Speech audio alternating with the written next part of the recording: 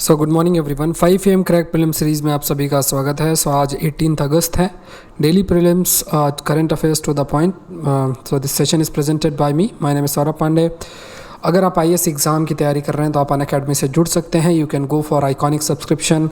Iconic subscription में आपके पास बेनिफिट है कि आपको जैसे live classes, test series, unlimited practice, structure schedule और आपको पर्सनल कोच या फिर मेंटर असाइन रहेंगे पूरे 1 साल 2 साल के लिए, जितने का भी आप सब्सक्रिप्शन लेते हैं। तो अगर आप प्लान कर रहे हैं IAS एग्ज़ाम के प्रिपरेशन की तो आप आइकॉनिक सब्सक्रिप्शन ले सकते हैं। Use this code SP Live। Again the amount will reduce by 10%।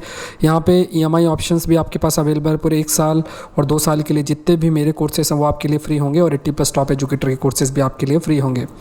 तो आपको करना क्या है, unacademy.com या unacademy लर्निंग ऐप डाउनलोड करना है। कोई डाउट है तो इस नंबर पर कॉल कर सकते हैं और unacademy.com/@SPLive में आप मुझे फॉलो कर सकते हैं। अपना अटेंडेंस आप ज़रूर से दें, अपना नाम ज़रूर से बताएं और कहाँ से हैं ये भी आप ज़रूर से बताएं।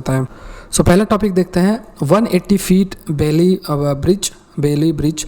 सो BRO ने, बॉर्डर रोड ऑर्गेनाइजेशन ने कंस्ट्रक्ट किया है 180 feet Bailey bridge in Jaul GB sector of Pithoragarh district. तो आपको डिस्ट्रिक्ट याद नहीं, एटलीस्ट उत्तराखंड याद रखना है। और this has led to accessing flood affected villages and has connected to Munsiari. तो ये जो डैम है, ये जो ब्रिज है, ये ब्रिज आपका कंस्ट्रक्ट किया गया है। सो अगर आप देखोगे ये ब्रिज आपका कंस्ट्रक्ट किया गया है, इंपॉर्टेंट है। तो ये कई सारे जो एरियाज़ हैं उसको अब आसानी से एक्सेस किया जा सकता था। जो ये ब्रिज टूट गया था, सो टूटने की वजह से पूरा जो मूवमेंट है वो अफेक्ट हुआ था।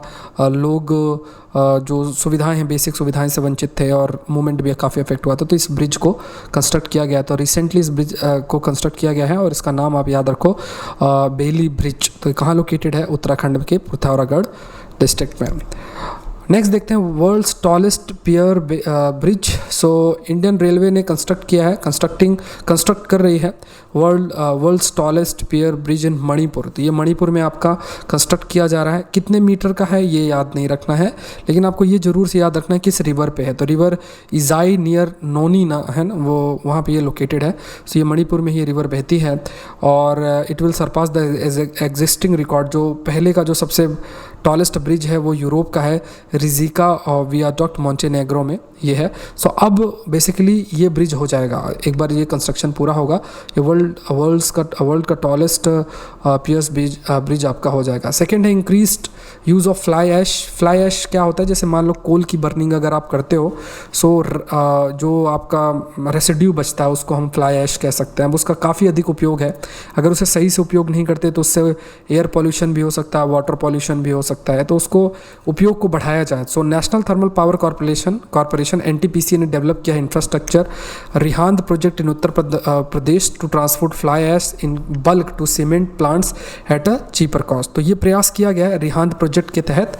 जो भी फ्लाई ऐश जनरेट होगी NTPC में वो सीमेंट प्लांट्स में तक पहुंचाई जाएगी, बहुत ही कम उसमें। तो इसका बेनिफिट यही है कि एक तो फ्लाई ऐश का डिस्पोजल प्रॉपर हो जाएगा और इस फ्लाई ऐश का काफ़ी सीमेंट इंडस्ट्री में उपयोग है, वो भी आपका प्रॉपर हो जाएगा। So beginning of new year of transportation of fly ash from a remote location to a consumption centre. तो जहाँ पे ये प्रोड्यूस हो रही है फ्लाई ऐश और जहाँ ये कंज्यूम हो सकती है, ये कदम उठाया गया है। काफ़ी इंपॉर्टेंट स्टेप है NTPC के द्वारा। इसका नाम रखा गया है रिहांद प्रोजेक्ट के तहत आपका है। Positive pay feature, new positive pay mechanism introduce किया गया है रिजर्व बैंक ऑफ इंडिया के द्वारा, जिससे कि जो चेक पेमेंट है उसको सेफर किया जा सके और फ्रॉड को कम किया जा सके। इसको समझो कैसे? जैसे सपोज करो आपने 50,000 से सपोज 60,000 या 70,000 का आपने चेक इशू किया और उसका गलत इस्तेमाल भी हो सकता है। तो क्या होगा, आप अपने नेट बैंकिंग के थ्रू वो जो डिटेल है उस चेक की वो आप अपडेट कर दोगे। उस चेक को कैश करने के लिए, मतलब चेक कैश हो उससे पहले ही वो जो डेट आपने डिटेल शेयर की है उसको मैच किया जाएगा, ठीक है। या फिर उस पर्सन से भी पूछा जा सकता है, या जो भी वो डिटेल का देखा जाएगा। तो ये जो मैकेनिज्म डेवलप किया गया है इसको कहा गया है पॉजिटिव पे फीचर। सो ये फ्रॉड डिटेक्शन टूल है, बैंक के द्वारा अडॉप्ट किया गया है to protect customers against forged, altered और काउंटरफीट चेक। तो कई बार क्या होता है कि आप कोई चेक लेके गए और उसमें साइन किसी और ने कर दिया और ज़्यादा अंतर पता नहीं चला। तो ये अवॉइड करने के लिए ऐसा किया गया कि वहाँ से जो डिटेल नेट बैंकिंग में के थ्रू उस चेक की है उसको मैच किया जाएगा, कि वो, क्योंकि वो डिटेल तो सबको पता नहीं होगा। तो इस मैकेनिज्म को कहा गया पॉजिटिव पे फीचर। तो ये आपको ध्यान में रखना है, अगेन इंपॉर्टेंट हो जाता है। नेक्स्ट देखते हैं project dolphin and project lion. तो जैसे आपका प्रोजेक्ट टाइगर था जो कि 1973 में आया था, प्रोजेक्ट टाइगर 1973, इसी तरीके से प्रोजेक्ट डॉल्फिन और प्रोजेक्ट लायन भी आएगा, जिससे कि इस स्पीसीज़ के नेचुरल हैबिटेट्स को प्रोटेक्ट किया जा सके। So gangetic river dolphin declared as a national aquatic species in 2010। तो डॉल्फिन के प्रोटेक्शन के लिए बहुत इंपॉर्टेंट है। अगर आप देखोगे रिवर में पॉल्यूशन बढ़ रहा है, जो रिवर में ई फ्लो है, मतलब जो मिनिमम वाटर रिक्वायर्ड है फ्लो होने के लिए, जिससे कि वो बायोडाइवर्सिटी उसकी प्रोटेक्ट हो सके, तो मिनिमम पानी की जो ज़रूरत है वो पानी की भी कमी है। ये सारी चीज़ें हैं, तो काफ़ी प्रयास किया जाएगा। और इसी को ध्यान में रखते हुए डॉल्फिन और प्रोजेक्ट लायन लॉन्च करने की बात की जा रही है।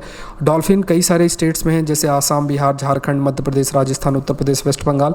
और अनाउंस किया गया पीएम के द्वारा, will however cover both fresh water and marine dolphin. दोनों तरह की जो डॉल्फिन्स हैं उनको इसके अंदर कवर किया जाएगा। प्रोजेक्ट लाइन की अगर आप बात करें तो holistic one with many additional component, जैसे नए तरीके की जो रिक्वायर्ड इंफ्रास्ट्रक्चर वो डेवलप किया जाएगा, टेक्नोलॉजी का इस्तेमाल किया जाएगा, जो एक्सपर्ट हैं, involvement of expert for conservation, certain जो स्टैंडर्ड्स हैं केयर और हेल्थ मैनेजमेंट के लिए, उसको भी फॉलो किया जाएगा। तो ये सारे कदम है। कितना पैसा लगा है, कितना, ये सब आपको करने का ज़रूरत नहीं है। एशियाटिक लाइन की ही अगर आप बात करो तो गुजरात में ये लाइन आपका है, और protected area and agro pastoral landscape of Saurashtra covering 9 district of Gujarat. तो आजकल ये भी एक रिपोर्ट हाईलाइट कर रही है कि जो प्रोटेक्टेड एरियाज़ हैं उन प्रोटेक्टेड एरियाज़ में ये लायंस हैं ही नहीं, मतलब जो एरिया आपने इनके लिए मार्क किया है उनके बाहर आउट ऑफ प्रोटेक्टेड एरिया में ये रह रहे हैं। इसका रीज़न ये भी है कि जो दूसरे एनिमल्स हैं जिन पर ये डिपेंडेंट है वो आउट ऑफ प्रोटेक्टेड एरिया से जा रहे हैं, इनके पीछे पीछे ये भी मूव कर रहे हैं। नेक्स्ट देखते हैं, नेक्स्ट टॉपिक है China grant countries first covid vaccine patent. So China vaccine specialist CanSino biologics has one a patent approval for Beijing for its covid vaccine candidate AD5 NCOV। तो ये इसके बारे में मैंने आपसे डिस्कस भी किया था। तो ये चाइना के द्वारा ये वैक्सीन बनाई जा रही है और ये एडिनो वायरस पर बेस्ड है। ठीक है, adeno virus common cold virus होता है, और इसको एज अ आप ये मान लो कि इस वायरस का इस्तेमाल करके जो कॉजल ऑर्गेनिज्म है, जैसे जो प्रोटीन है जो कि SARS-CoV-2 के लिए रिस्पॉन्सिबल है, उसके फंक्शन के लिए रिस्पॉन्सिबल है, जिसे स्पाइक प्रोटीन भी कहते हैं, इस वायरस का इस्तेमाल करके इस प्रोटीन की जेनेटिक इन्फॉर्मेशन को आपके शरीर के अंदर इंट्रोड्यूस किया जाएगा, जिससे कि आपका शरीर उसके प्रति एंटीबॉडीज़ बना ले। तो ये इनके लिए सक्सेसफुल हो रही है वैक्सीन, तो इसका पेटेंट ये ले रहे हैं, बाद में पेटेंट ले लेंगे और आप कह सकते हो कि फिर इसका कमर्शलाइजेशन भी ज़्यादा से ज़्यादा कर पाएंगे। Russia, Brazil, Chile to launch phase 3 trial ये जल्द से जल्द फिर शुरू भी करने जा रहे हैं अलग। सो नेक्स्ट है चेन्नई पोर्ट मडुरा वेल। तो ये आपका 4 लेन चेन्नई पोर्ट टू मडुरा वेल एक कॉरिडोर है, और इसको नेशनल हाईवे अथॉरिटी के द्वारा आपका बनाया जाएगा। लेकिन इसको कहा गया है कि ये कोस्टल रेगुलेशन जोन के का क्लियरेंस लेना पड़ेगा, क्योंकि इस जोन के अंदर ही आपका आएगा कोस्टल रेगुलेशन जोन, तो इसमें काफ़ी क्लियरेंस की ज़रूरत होगी। सो इसलिए ये पोर्ट आपका इस समय न्यूज़ में भी है, और कहा भी गया है कि इसको क्लियरेंस जल्द से जल्द आपको लेनी पड़ेगी। नेक्स्ट देखते हैं फोर्टनाइट ऐप। तो फोर्टनाइट ऐप क्या है? लॉकडाउन के दौरान बहुत सारे जो बच्चे हैं उन्होंने काफ़ी ज़्यादा इस ऐप को डाउनलोड किया था, और मेनली अगर आप देखो इस ऐप के थ्रू कई गेम्स खेले जाते हैं। सो इसको बैन भी किया गया था, है ना, मतलब फोर्टनाइट ओनर एपिक गेम्स ने चैलेंज भी किया, जैसे एप्पल ने इसको बैन कर दिया था। Removal means no new players can download, इसको रिमूव भी किया गया एप्पल स्टोर से। सो नए ऐप डाउनलोड नहीं हो सकते, और जो पहले के हैं उनको इस्तेमाल हो सकता। तो Apple Google recently remove Fortnite from their app store for violating in app payment guidelines. जो इन ऐप पेमेंट गाइडलाइंस है उसको वायलेट करने की वजह से इसको हटाया गया है। लेकिन इसमें यह भी प्रश्न आपका एराइज हो रहा है कि इस ऐप की वजह से बहुत सारे बच्चों के एक आप कह सकते हो एडिक्शन सी हो गई थी गेम्स के लिए। सो ऑल दो फोर्टनाइट ने कहा कि इसके खिलाफ वो जाएंगे, अपील करेंगे जो ऐप की पॉलिसी है इसके खिलाफ। नेक्स्ट है bioethanol in petrol. So government has set target of 10% bioethanol blending of petrol by 2022 and to raise it to 20% by 2030। तो 10% बायोइथेनॉल जो है ब्लेंडिंग किया, पेट्रोल के साथ बायोइथेनॉल मिलाया जाएगा बाय 2022 और 20% बाय 2030। तो आपको क्या करना है, बायोइथेनॉल का बहुत अधिक प्रोडक्शन इंक्रीज़ करना है, ये जरूरी है। अगर सपोज करो हम ज़्यादा से ज़्यादा बायोइथेनॉल की ब्लेंडिंग ब्लेंडिंग करेंगे तो हमारा जो इम्पोर्ट है वो भी काफ़ी हद तक रिड्यूस होगा। जितना अधिक आप बायो इथेनॉल इस्तेमाल कर रहे हो, ठीक है, अगर 100 ml है उसमें 20 ml अगर आप बायोथेनॉल इस्तेमाल कर रहे हो तो आपको 80 ml ही इंपोर्ट करना पड़ेगा। मतलब ओवरऑल अगर आप पिक्चर में देखो तो अलग अलग जनरेशन के बायोफ्यूल्स हैं। First generation biofuel plant utilises sugar, juice and molasses bio product. Second generation जो है वो biomass and agriculture waste to produce bioethanol ये कहा जा रहा है। So currently domestic production of bioethanol is not sufficient. So कहा ही जा रहा है कि जो हमारा प्रेजेंट देखा जाए बायोथेनॉल जो हम प्रोड्यूस कर रहे हैं वो इतना सफिशिएंट नहीं है कि ज़रूरतें सारी पूरी हो जाएं। Sugar mills are the key domestic supplier of bioethanol, है ना, जो आपके ऑयल प्रोड्यूसिंग कंपनीज़ हैं उनके लिए। लेकिन शुगर केन मिल्स की भी फाइनेंशियल इतनी स्टेबिलिटी है नहीं है, इस वजह से वो कंटिन्यूसली जो रॉ मटेरियल चाहिए वो भी सप्लाई नहीं कर पाते और बायोफ्यूल भी नहीं बन पाता है। तो do not have the financial stability invest in biofuel. उनके पास भी फाइनेंशियल स्टेबिलिटी हो, एक ऐसा एक मतलब मॉडल आपका क्रिएट हो जिससे कि वो बायो इथेनॉल जो है वो प्रोड्यूस कर पाएँ। There are also concern among investors on the uncertainty the price of bioethanol in the future. The price of both sugar cane and bioethanol are set by central government. तो sugar cane और bioethanol दोनों के जो prizes हैं वो आपके central government के द्वारा सेट किए जाते हैं। नेक्स्ट देखते हैं DG40G, ये इंपॉर्टेंट है। ये कोरोना वायरस का एक नया स्ट्रेन है जो मलेशिया में पाया गया है। तो कोरोना वायरस जिसे हम कहते हैं SARS-CoV-2, उसके अलग अलग स्ट्रेन्स पाए गए हैं। तो अगर अलग अलग स्ट्रेन्स इस तरीके के होंगे, अगर वेरिएशन आपको देखने को मिलेगा, सो इससे ये भी होगा कि जो वैक्सीन आप बना रहे हो वो पूरी तरीके से फुलफिल नहीं होगी, इनकम्प्लीट होगी, इनइफेक्टिव होंगी, वायरस अपने आप को म्यूटेट कर लेगा। तो DG14G की बात करो तो ये एक म्यूटेट आप कह सकते हो, इसमें सर्टेन वेरिएशन है। एक नया कोरोना वायरस का स्ट्रेन है जो कि मलेशिया में पाया गया है।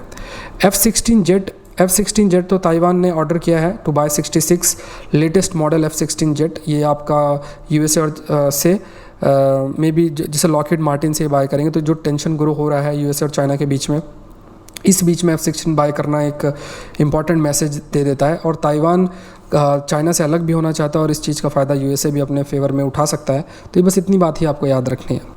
नेक्स्ट है नेम पीक इन स्पेन। तो यहाँ पे स्पेनिश माउंटेनर्स हैं, उन्होंने शुरुआत की है कि अननेम्ड जो पीक हैं स्पेन में उनको former district magistrate of Uttarkashi Ashish Chauhan ji के नाम पे रखा जाए, क्योंकि वो शायद स्पेनिश जो माउंटेनर हैं उनकी लाइफ को बचाने में उन्होंने मदद की थी। तो अपने ग्रेटिट्यूड को शो करने के लिए ऐसा कर रहे हैं।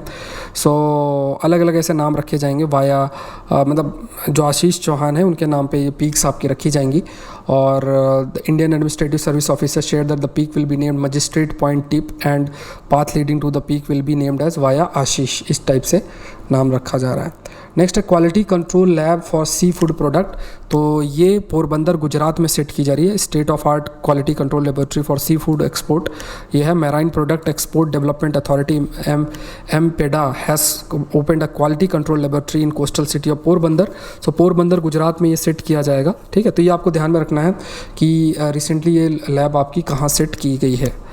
तो यहाँ पे प्रश्न आपके लिए बन सकते हैं। अब देखते हैं नेक्स्ट एस्पेक्ट, ये है क्वेश्चंस अगेन काफ़ी, जैसे मैंने आपको बताया 2-2, 3-3 क्वेश्चंस आपको देखने चाहिए। ये भी आपके इंडिपेंडेंट टॉपिक्स ही होते हैं, लेकिन फिर भी क्वेश्चंस आपको देखना चाहिए, इंपॉर्टेंट हो जाते हैं। तो क्वेश्चन देखते हैं।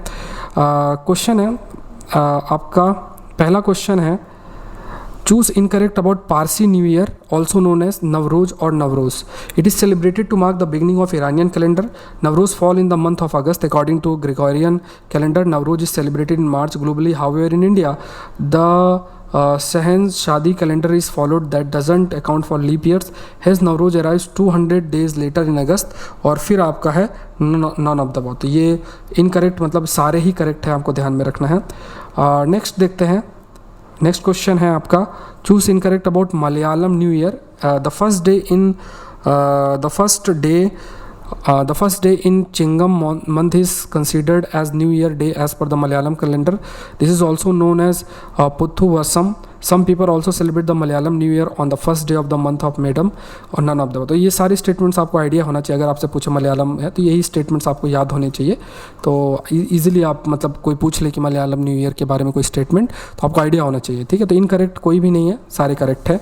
सो अगेन ये इंपॉर्टेंट हो जाता है। नेक्स्ट देखते हैं। नेक्स्ट क्वेश्चन है आपका choose incorrect about the union territory of Puducherry. So Puducherry became became independent by virtue of referendum on October 18, 1954.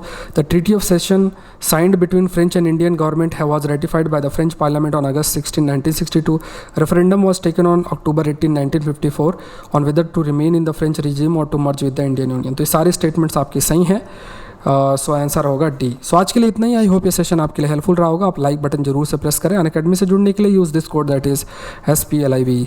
सो आज के लिए इतना ही. Thank you everyone and let's crack it.